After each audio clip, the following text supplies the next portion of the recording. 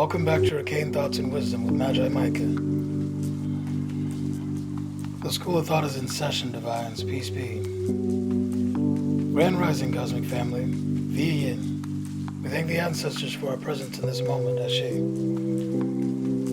In the last video, we talked about the symbology of serpents in the world. In this video, we will discuss the origin of man and mankind, and exactly what that difference between the two is.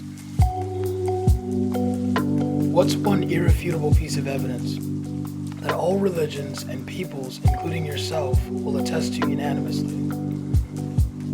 Well, how about the fact that God made man in God's image, and human, whether that be African, indigenous, or Dravidian, etc., were the first beings made on this plane. But where then does that leave the woman? Surely man was mothered or conceived. This is the origin story of all people, as far as we know.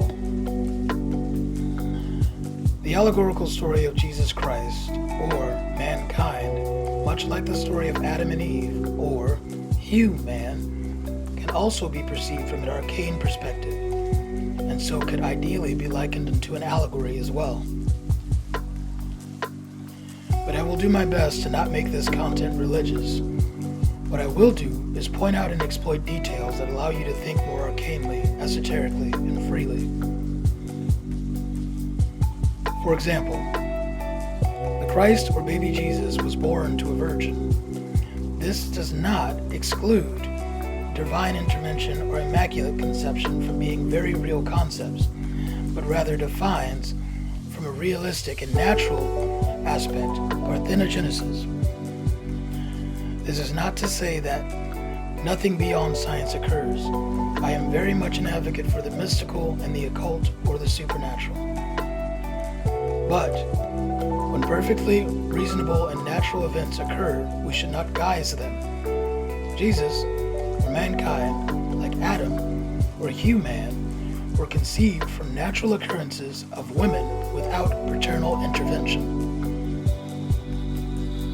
In my opinion, the most truthful statement on the planet is that man was made in God's image, whether that be a planet or a race of sentient beings. We all bear a striking resemblance to our biological parents, and so it only makes sense that the first man would look like his mother. This points us to the sacred feminine, or our unrequited perception of source. The primordial source is the sacred feminine.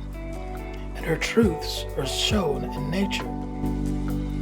The fact that all cultures regard the planet itself as feminine, as well as the cosmos, considering it nature, the cosmic womb of all creation, or God.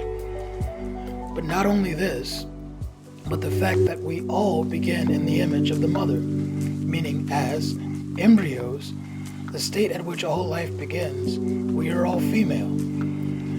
All these respective traits of life are sacredly and inherently feminine. In conclusion, nature made human, the lesser God, and this man in turn made mankind, or the beings that roam the realm today.